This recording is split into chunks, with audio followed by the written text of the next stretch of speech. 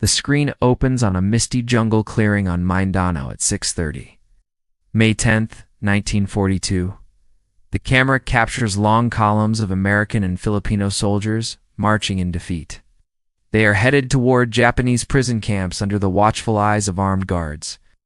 Lieutenant Colonel Wendell Fertig stands at the jungle's edge, watching 78,000 men surrender. A close-up reveals Fertig's weathered face, showing the weight of his 41 years. He is a mining engineer from Colorado who spent years building the island's infrastructure. The camera pans to his civilian-style work boots, now caked in the mud of war. He looks at his hands, which once built bridges but must now learn to tear them down. The camera zooms out to show the overwhelming force of the Japanese landing craft.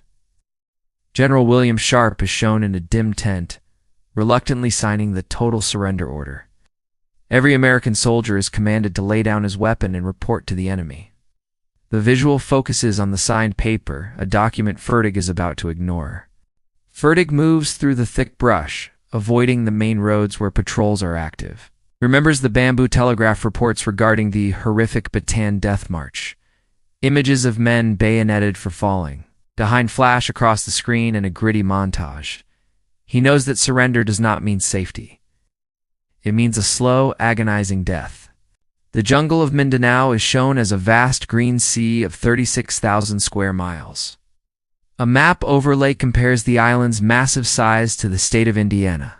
Fertig is seen as a tiny speck against the volcanic highlands and endless swamps. The camera emphasizes the isolation of the interior where the Japanese fear to tread. Fertig encounters a small group of Filipino farmers who refuse to bow to the occupiers.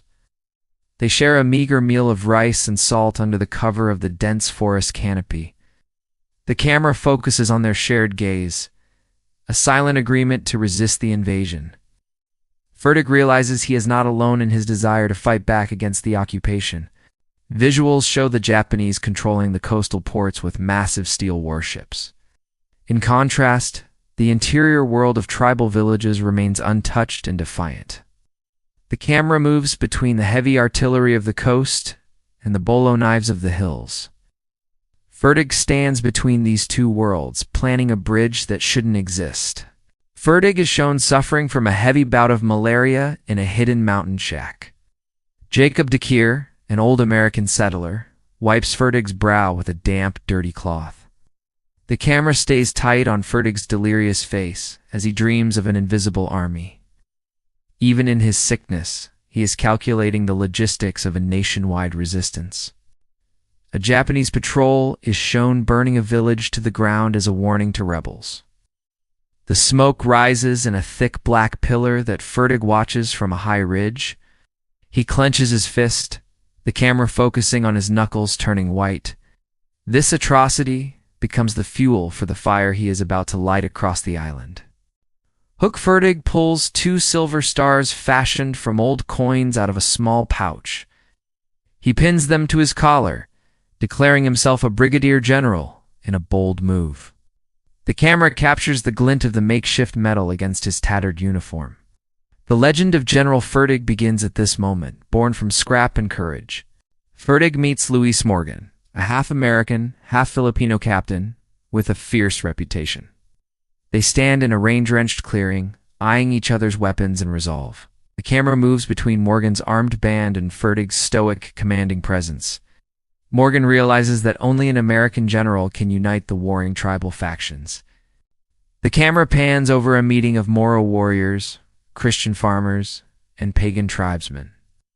They speak different languages and harbor ancient grudges that span centuries. Fertig stands in the center, using a map to show how they can strike the Japanese. The visual focus is on the diverse hands all pointing toward the same enemy targets. A hidden workshop is shown where blacksmiths are forging weapons from scrap metal. They turn leaf springs from abandoned trucks into deadly razor-sharp bolo knives. The camera captures the sparks flying in the dark as the resistance arms itself. Fertig walks through the shop, nodding at the men who are creating an army from junk. The Japanese military police are shown offering bags of silver for Fertig's capture. A wanted poster with a crude drawing of Fertig is nailed to a village tree. The camera follows a local man as he spits on the poster and walks away. Despite the price on his head, the people choose hope over the enemy's gold.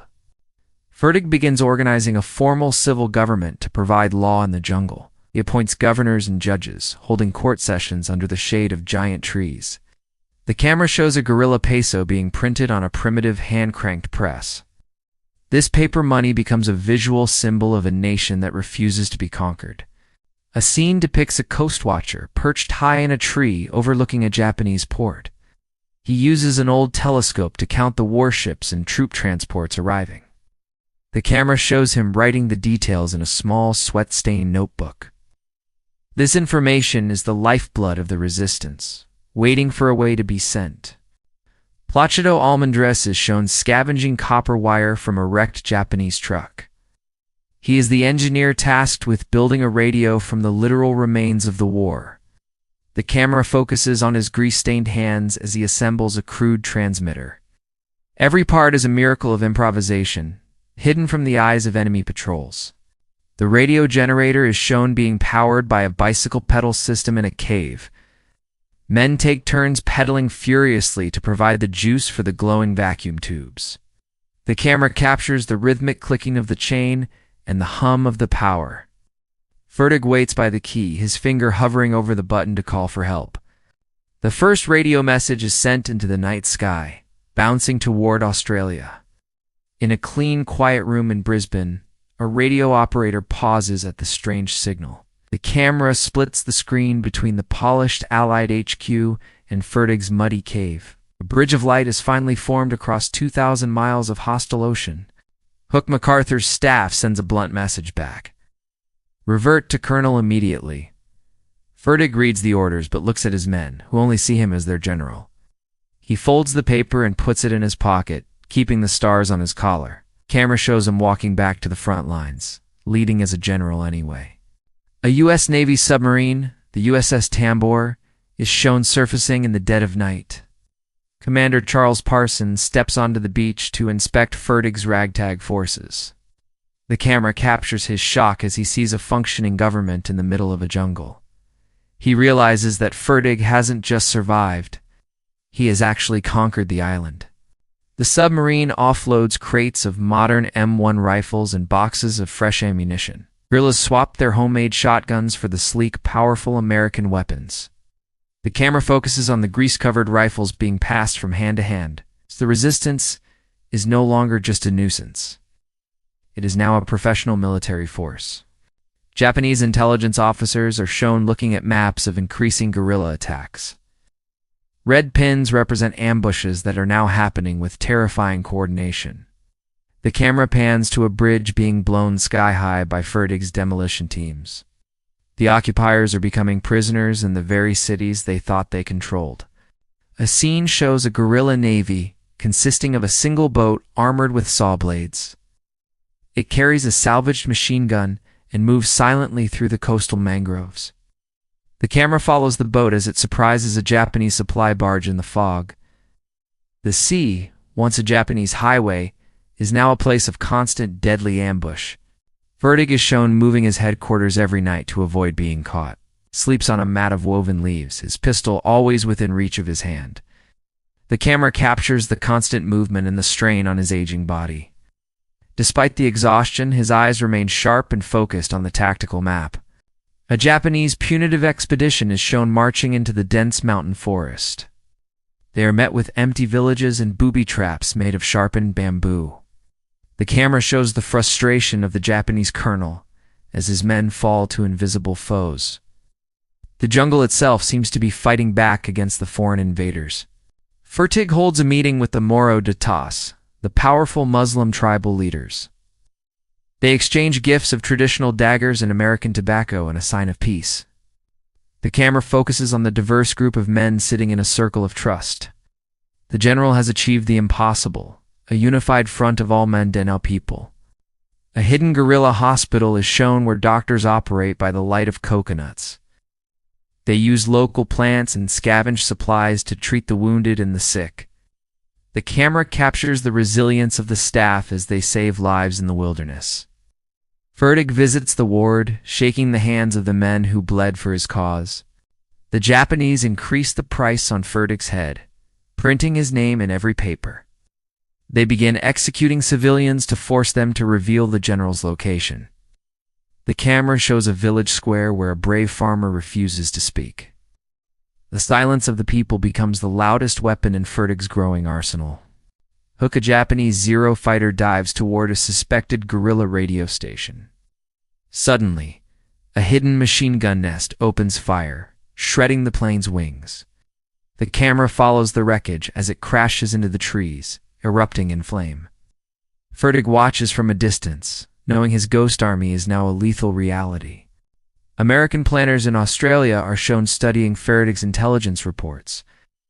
They realize his network of coast watchers is tracking every ship in the Pacific. The camera shows a map where Fertig's data helps a submarine sink a Japanese tanker. The mining engineer has become the most valuable intelligence asset in the theater.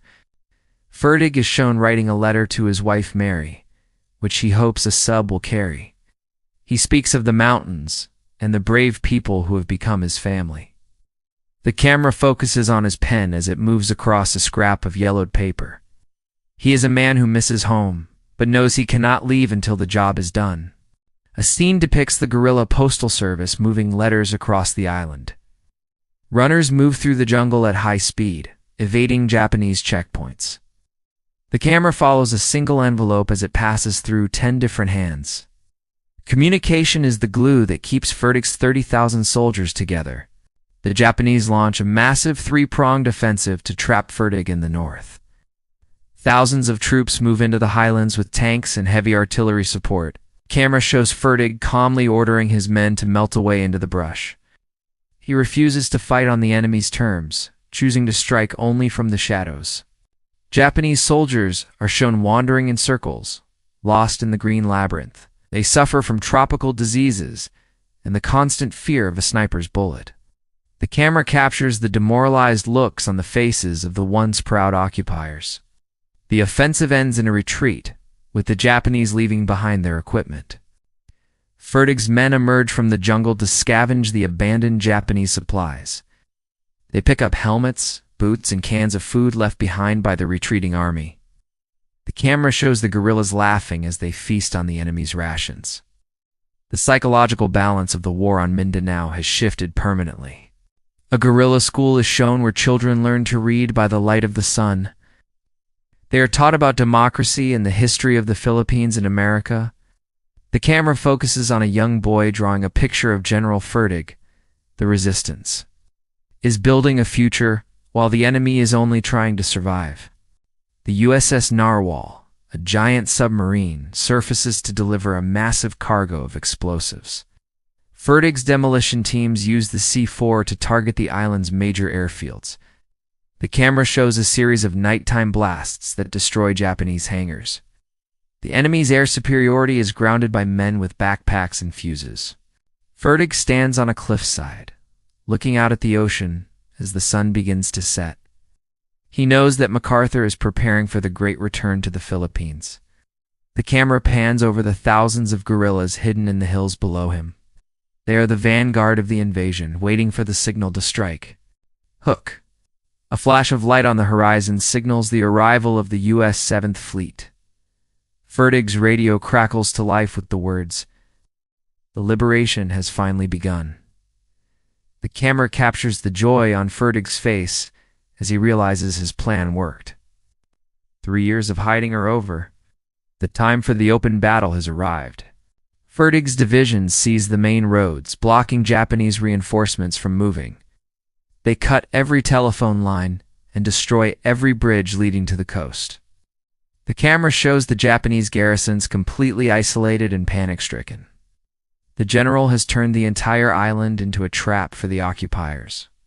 American paratroopers are shown dropping into a field cleared by Fertig's men. The camera captures the meeting of the clean soldiers and the dirty guerrillas. They shake hands in the mud, a union of professional power and jungle grit. Fertig stands in the middle, his silver stars shining brighter than ever before. The battle for the city of Davao is shown in a montage of intense urban combat. Guerrillas lead the way, knowing every alleyway and every hidden sniper nest. The camera follows the Allied advance as it clears the city block by block. The rising sun flag is torn down and replaced by the stars and stripes. Fertig enters the liberated city on the back of an American jeep, waving to crowds. Thousands of Filipinos line the streets, shouting the name of the general.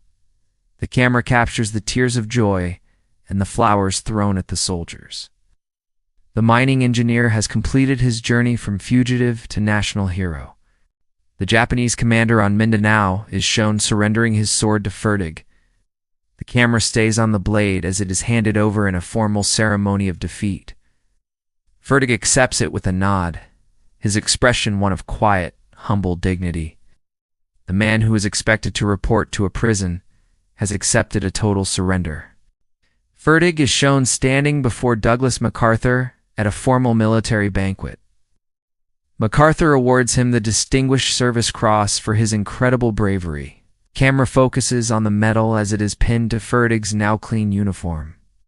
"You have done the impossible, Fertig," MacArthur says, in a rare moment of praise. The scene shifts to the post-war cleanup, where Fertig helps rebuild the mines. He uses his engineering skills once again to bring prosperity back to the island. The camera shows him working alongside the same men who fought in his army. He is no longer a general, but he will always be a leader of the people. A memorial is shown on Mindanao, dedicated to the men of the guerrilla resistance. The camera lingers on the names of the Filipinos and Americans who died in the hills. Fertig stands before the stone, his white hair blowing in the tropical breeze. The visual reminds us that freedom was bought with the blood of the jungle. Fertig returns to Colorado, walking through the quiet streets of his hometown. He looks at the mountains of the Rockies, so different from the peaks of Mindanao. The camera captures him sitting on his porch, finally at peace after years of war. The general of the jungle has finally come home to be a husband and father. The camera pans over a historical archive showing Fertig's original coin stars. They are now kept in a museum as a testament to the power of a single man's will. The screen fades to black as the final quote appears. "Resistance is never futile." The story of the mining engineer who saved an island ends in a golden glow. The screen transitions to 1951, showing Fertig in a suit at the Pentagon. He is being asked to help design a new unit, the United States Special Forces. The camera focuses on his sketches of guerrilla tactics being turned into manuals. The lessons of Mindanao are now being taught to the next generation of heroes. Fertig is shown in a classroom, speaking to young Green Beret candidates. He tells them that the most important weapon is the support of the local people. The camera pans the room, showing the intense focus on the students' faces. His legacy is being woven into the fabric of modern, unconventional warfare. A scene shows Fertig visiting the Philippines one last time in his old age. He is greeted by the president and thousands of people at the Manila airport. The camera captures the immense love the nation still holds for the engineer. He travels back to the jungle clearings, now covered in peaceful green grass.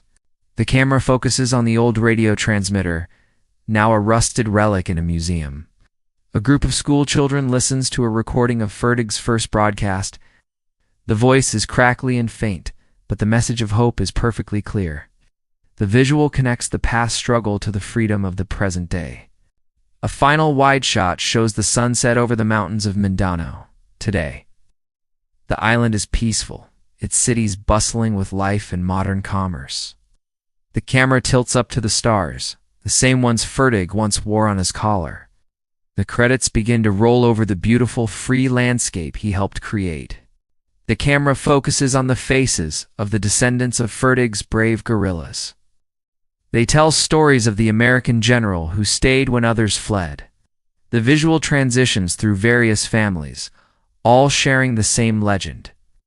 The oral history of Mindanao keeps the spirit of the resistance alive forever. A montage shows Fertig's medals laid out on a velvet cushion in a soft light. The Distinguished Service Medal and the Philippine Legion of Honor are visible. The camera pans slowly, giving each award the weight and respect it deserves. They are the physical proof of a life spent in service to a higher cause. Fertig's engineering blueprints are shown alongside his military battle maps. The camera merges the two images, showing how building and fighting were one. He used his mind to solve the problems of war, just like he solved the mines. The visual highlights the unique genius of the civilian-turned-soldier. The screen shows the final resting place of Wendell Fertig in a quiet cemetery. A small American flag flutters in the wind next to his simple headstone. The camera lingers on the name Brigadier General Wendell W. Fertig. The world remembers the rank he gave himself and the honor he earned. The camera zooms in on the silver coin stars one last time, sparking bright. They represent the moment an ordinary man decided to do something extraordinary. A final title card appears, "For those who refuse to surrender. Jungle is home." The screen fades to a final, deep black, leaving only the sound of the wind. Backtrack to the first days in the jungle where Fertig is teaching men to hide. He shows them how to brush away footprints with large tropical leaves. The camera focuses on the mud as it is smoothed over, leaving no trail. Silence and invisibility are the first lessons of the new guerrilla army. A group of men are shown stripping the silk from a crashed parachute in the trees. They use the fabric to make warm clothes and bandages for the wounded. The camera follows the needle and thread as it repairs a soldier's torn shirt. Innovation is the only way to survive when the supply lines are cut. Fertig is shown sitting in a cave writing by the light of a jar of fireflies. The glowing insects provide just enough light to see his tactical notes. The camera captures the surreal green glow reflecting in his tired eyes. He is a man who finds light even in the darkest corners of the earth. A Japanese spy is shown trying to infiltrate a guerrilla camp in the mountains. He is spotted by a young lookout who has been trained by Fertig as scouts. The camera stays on the tension of the capture and the subsequent interrogation. Fertig's counterintelligence network is as sharp as a razor's edge. A hidden airstrip is shown being carved out of a hillside by hundreds of men. They use hand tools and baskets of dirt to level the rugged ground. The camera shows the sweat and the sheer physical labor of the project. Fertig is building a way for planes to land in the heart of enemy territory. The first light plane, a Elfer Grasshopper, is shown landing on the dirt strip. It brings much-needed medicine and a single officer from MacArthur's staff. The camera captures the dust cloud and the cheers of the waiting guerrillas. The island of ghosts has finally established a physical link to the world. Fertig is shown reviewing a parade of his division in a remote valley. The men march with pride, their uniforms a mix of civilian and military gear. The camera pans the line of 3,000 soldiers standing at attention. The Colonel General has turned a mob into a disciplined fighting force. A Japanese commander is shown reading a captured guerrilla proclamation. He realizes that Fertig is actually taxing the people and running a government. The camera focuses on his face as he realizes the war is being lost politically. The occupiers can hold the roads, but they have lost the hearts of the people. Fertig is shown meeting with a group of Catholic priests who are aiding the cause.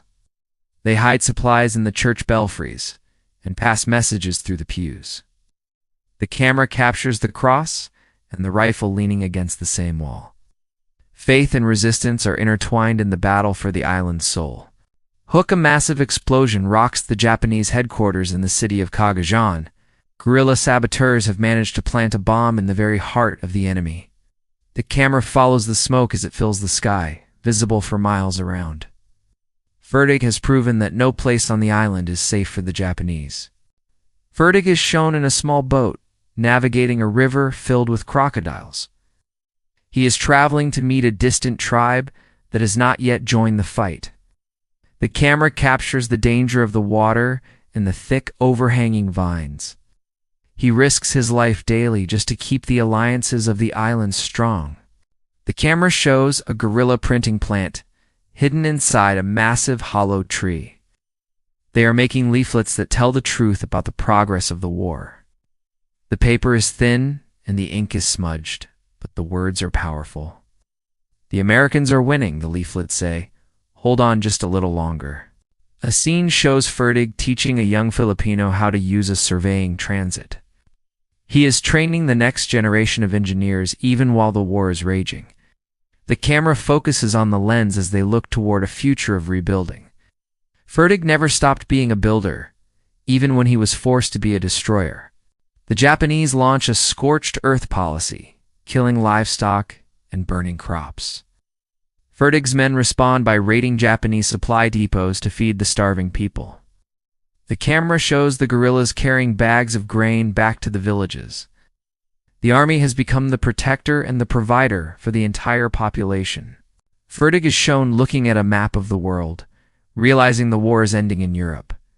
He tells his officers that the full might of America will soon fall on the Pacific. The camera captures the renewed energy in the room as the men look at the map. The finish line is in sight, but the final miles will be the most dangerous. A nighttime raid is shown on a Japanese prisoner of war camp near the coast. Guerrillas cut the wire and overwhelm the guards in a silent, swift attack. The camera follows the liberated prisoners as they are led into the safety of the jungle. For these men, Fertig is a literal angel of mercy coming from the shadows. Fertig is shown suffering from a second bout of malaria, his body shaking with fever. His men carry him on a stretcher, refusing to leave their leader behind. The camera focuses on the grip of the men on the poles, showing their loyalty. The general is the heart of the army, and they will die to keep him beating. A scene shows the Japanese trying to use fake Fertigs to lure the rebels out. They dress a collaborator in a similar uniform and try to hold a public meeting. The camera captures the villagers seeing through the lie and remaining silent. The people know their general too well to be fooled by a cheap imitation. Fertig recovers and is shown standing on a peak, watching a massive naval battle. He sees the flashes of the great guns of the U.S. Navy far out at sea. The camera captures the reflection of the explosions in his binoculars. The Great Return is no longer a promise. It is a thundering reality. Hook, a U.S. Navy Hellcat pilot, is shot down and parachutes into the jungle. He is surrounded by men with bolo knives and fears for his life at first. Then Fertig steps out of the brush and says, "Welcome to the 10th Military District." The pilot's face turns from terror to total disbelief as he sees an American general. The pilot is shown being treated with the best food the guerrillas have to offer. He tells Fertig about the new technology and the power of the approaching fleet. The camera focuses on Fertig's face as he listens to news of the modern world. He has been in the jungle for so long, he feels like a man from another century. Fertig sends the pilot back to the fleet with a detailed map of the coastal defenses. This map allows the Navy to strike the Japanese bunkers with surgical precision. The camera shows the shells hitting the exact spots marked by Fertig's red pen. Coordination between the jungle and the sea is now a perfect machine. The Japanese commander on Mindanao realizes he is being surrounded by his own people. He looks out his window and sees a guerrilla flag flying on a nearby hill. The camera captures the dread in his eyes as he realizes the end is coming. He has 50,000 troops, but they are all trapped in a sea of rebellion. Fertig's men capture a Japanese radio station and begin broadcasting their own news. They play American music and read proclamations of freedom in 3 languages. The camera shows the Japanese soldiers listening to the radio with confused faces. Psychological war has been won. The enemy's spirit is completely broken. The first American amphibious tanks hit the beaches of Mindanao in a cloud of sand. They are met not by Japanese fire, but by Fertig's men holding up guide signs. The camera follows the tanks as they move inland, led by men on horseback. The invasion is a cakewalk because Fertig has already cleared the path. Fertig is shown meeting with the American divisional commander on the beach. The commander looks at Fertig's ragged men, and then at the general's stars. The camera captures the moment of realization that Fertig has saved thousands of lives. "I believe you have an island for us, Colonel," the commander says with a grin. Fertig leads a joint column of Americans and guerrillas into the heart of the island. They move with a speed that shocks the remaining Japanese defenders. The camera follows the lightning advance as it cuts the island in 2. The 3 years of preparation have made the final victory swift and decisive. A scene shows the liberation of a hidden comfort station where women were held. Fertig's men treat the survivors with the utmost respect and care. The camera focuses on the faces of the women as they realize they are finally free. This is the true meaning of the war for Fertig, the restoration of human dignity. Fertig is shown at a press conference in the liberated capital, surrounded by reporters. They ask him how he survived for 3 years without any support from home. The camera captures him gesturing to the Filipino officers standing behind him. "I didn't do it," he says. "They did it. I just gave them a name to follow." Hook the camera shows the Japanese general being led away in handcuffs. He passes by Fertig, who is standing on the sidewalk with his men. The two men lock eyes for a brief second, one in shame and one in triumph. The war of the engineer and the professional soldier has come to a final end. Fertig is shown helping the American army process the thousands of Japanese prisoners. He ensures that they are treated according to the laws he fought to uphold. The camera focuses on his hands as he signs the official surrender documents. He is a man of law, even in the middle of the most lawless environment. A scene shows the first free elections held on the island after the liberation. People stand in long lines to cast their ballots in a peaceful atmosphere. The camera follows a woman as she drops her vote into a wooden box. This is the harvest of the seeds Fertig planted in the middle of the jungle. Fertig is shown at the airport, saying goodbye to his Filipino guerrilla brothers. There are no words, only long hugs and tears on both sides of the tarmac. The camera stays on their faces as the general walks toward the plane. The bond of the jungle is stronger than any rank or any nationality. Back in America, Fertig is shown walking into his home to see his wife.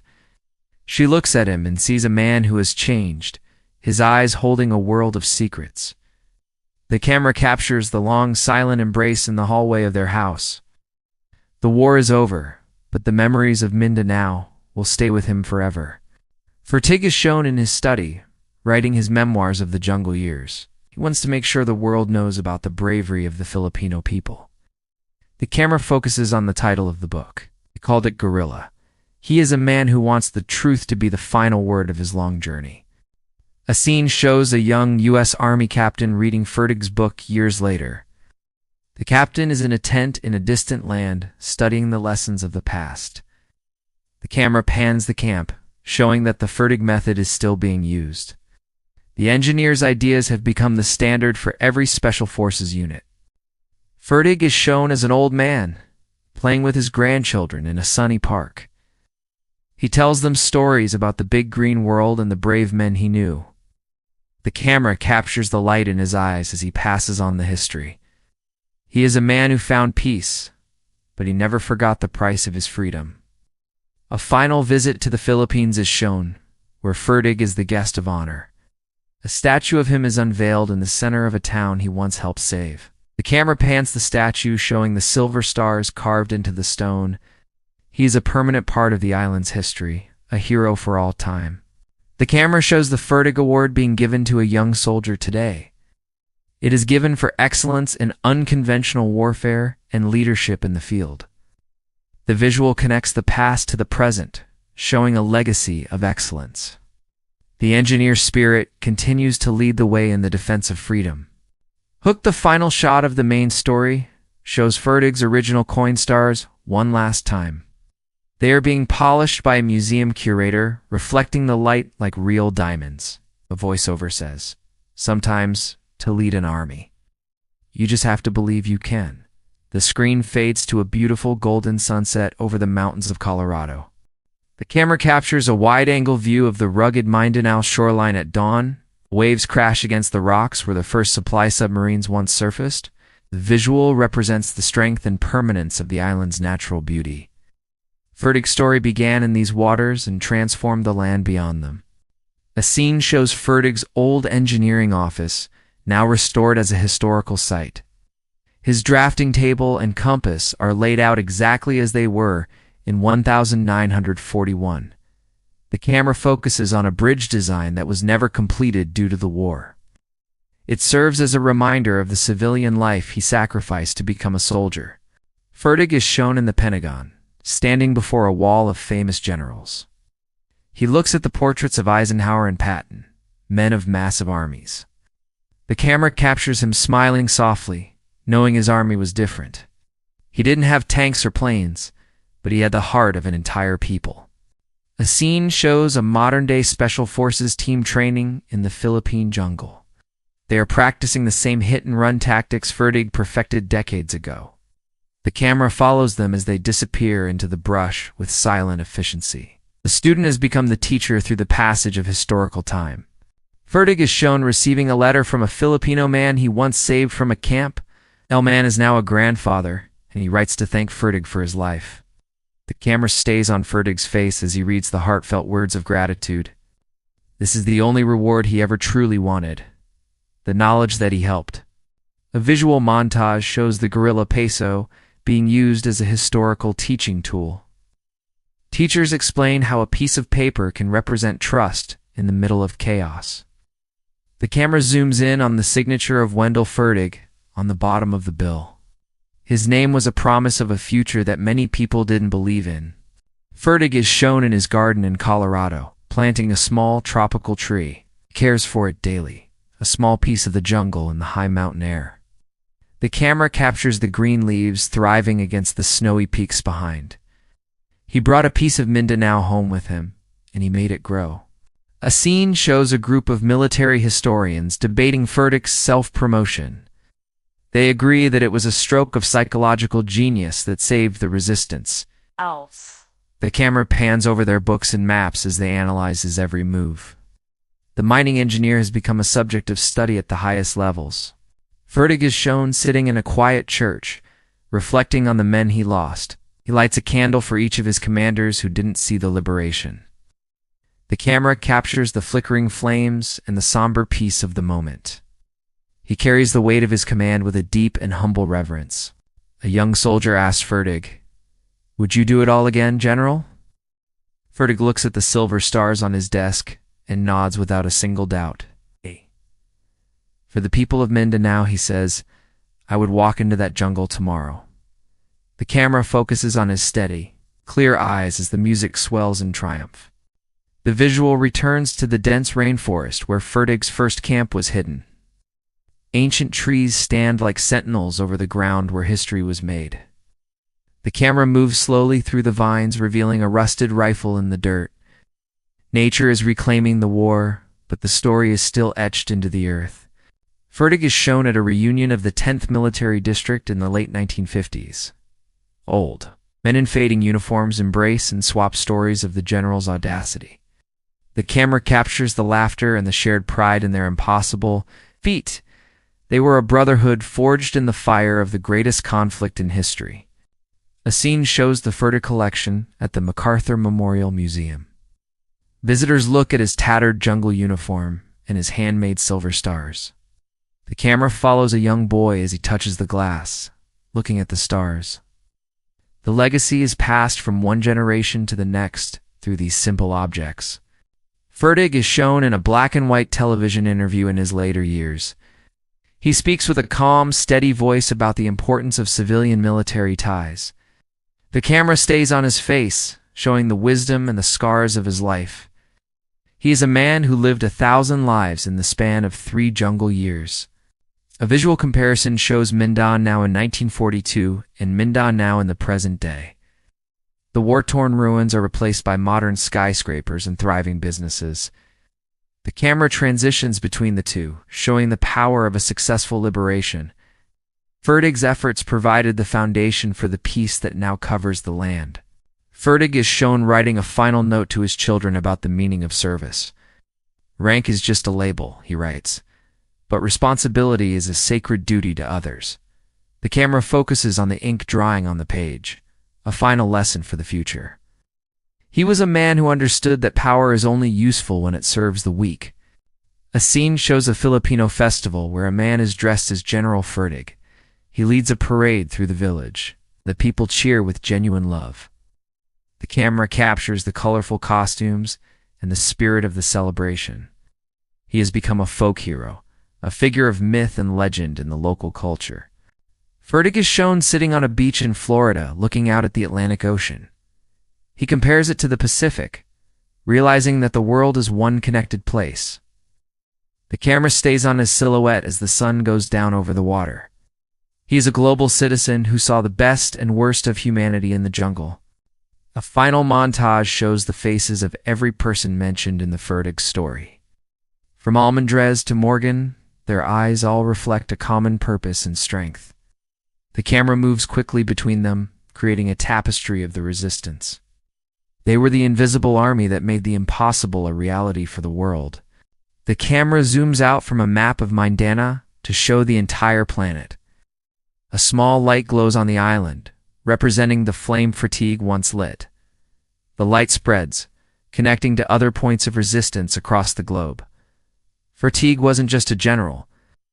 He was the spark that ignited a worldwide hope. The scene opens on the Colorado state capitol, where Fertig is being honored. The governor speaks about the hometown hero who led a secret war. The camera captures the pride on the faces of the people in the audience. He is a son of the mountains who conquered the jungle with his mind.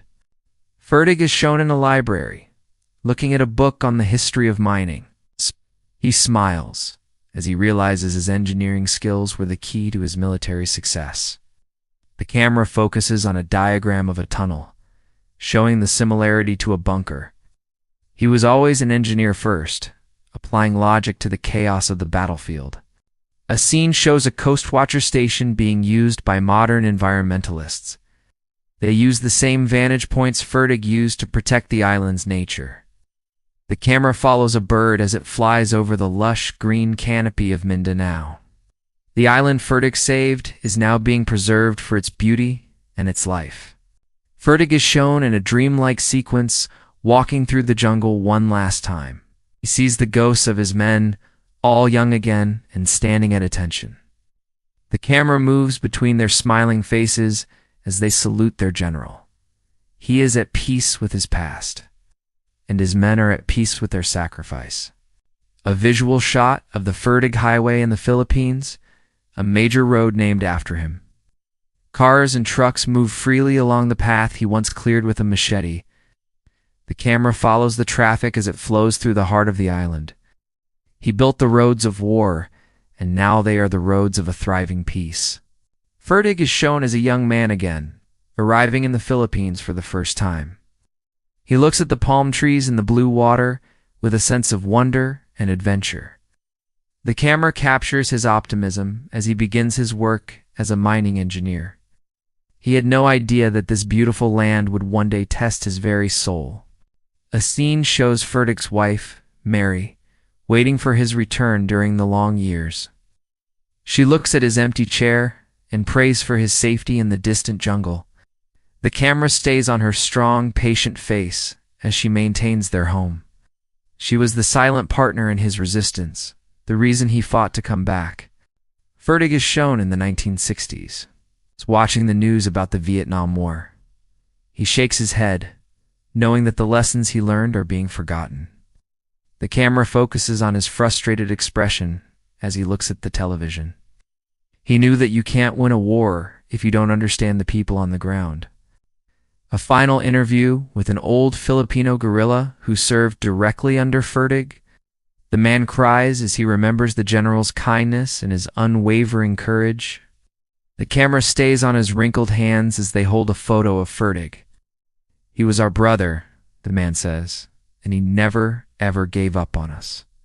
The camera shows a close-up of a silver coin being struck by a hammer.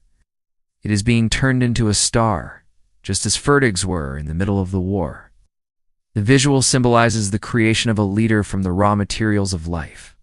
The general was made, not born, and that is his most powerful message. Fertig is shown in his final days, sitting in a sunroom filled with plants. He looks at the silver stars on his lap, his fingers tracing the rough edges. The camera captures the soft, late-afternoon light reflecting off the metal. He is ready to go, his mission completed, and his story told to the world. The screen shows a military honor guard standing over Fertig's casket. The sound of taps echoes through the quiet cemetery as the sun sets. The camera follows the folded flag as it is presented to his proud family. The general of the jungle is laid to rest with the full honors of a hero. A visual montage of the Fertig legacy shows schools and hospitals he founded. They are still serving the people of Mindanao, long after he is gone. The camera pans over the children and the patients, showing the living impact. He didn't just win a war. He built a foundation for a better, healthier life. Fertig is shown in a historical documentary clip, laughing with his men. It is a rare moment of joy in the middle of the dark and dangerous years. The camera captures the human side of the legend, the man who loved to laugh. Even in the jungle, he never lost his sense of humor or his humanity. A final look at the bamboo telegraph, now replaced by the internet and phones. Information moves instantly across the island. Fertig once struggled to connect. The camera shows the modern technology that would have made his job so much easier. But it was his primitive, hand-built network that paved the way for this future. Fertig is shown standing on a bridge he built as a civilian before the war.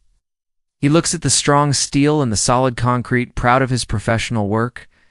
The camera captures the durability of the structure as it stands against the river. He was a builder of bridges, both of steel and of human spirits. A scene shows a young Filipino girl winning a scholarship in Fertig's name. She is going to study engineering, just like the man who once saved her people. The camera focuses on her bright, hopeful face as she accepts the award. The cycle of building and learning continues, inspired by the general's life. Fertig is shown in a quiet moment, looking at a map of the stars in the sky. He realized that the same stars shine over Colorado and over Mindanao. The camera captures his peaceful expression as he finds a sense of cosmic unity.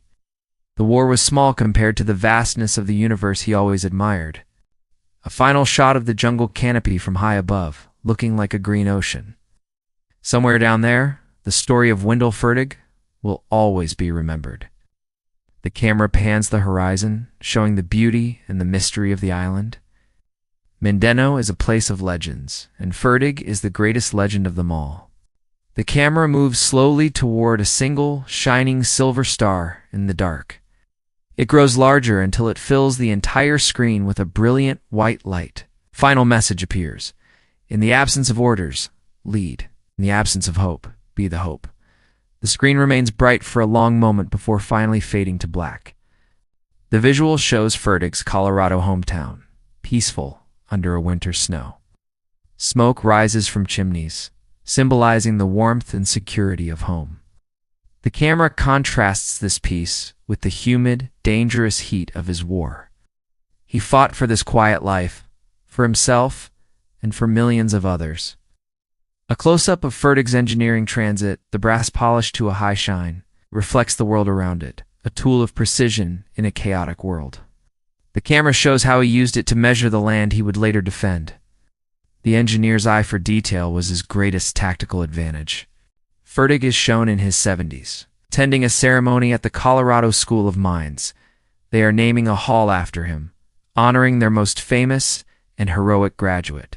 The camera captures the respect of the young engineering students in the crowd. He proved that an engineer can do anything, even lead an army to victory. A scene shows a Filipino family in a remote mountain village today.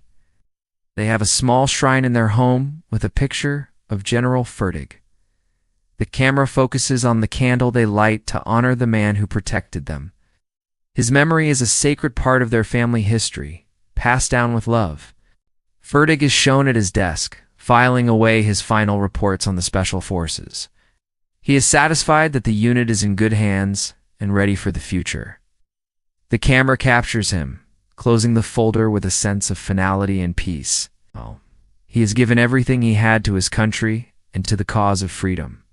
A montage of the world of Fertig shows the various islands he helped unite. From Leyte to Luzon, the spirit of the resistance is shown in every village. The camera pans the entire archipelago, showing a nation that stands tall. He was a part of a movement that defined the character of a whole people. Fertig is shown in a quiet park, watching a group of children play soldiers. He smiles, hoping they never have to experience the reality of the game. The camera captures the innocence of the kids against the wisdom of the old man. He fought so that their games would never have to become their reality. A final wide shot of the USS Narwhal as it sails into the sunset after the war. The great submarine of the Resistance has completed its long and dangerous mission. The camera follows the wake of the boat as it disappears into the golden light. The era of the jungle war is over, and the era of peace has finally begun. The camera captures a close-up of Fertig's hand as he signs his name one last time. Wendell W. Fertig, USA. The visual focus is on the steady, firm lines of his signature on a piece of paper.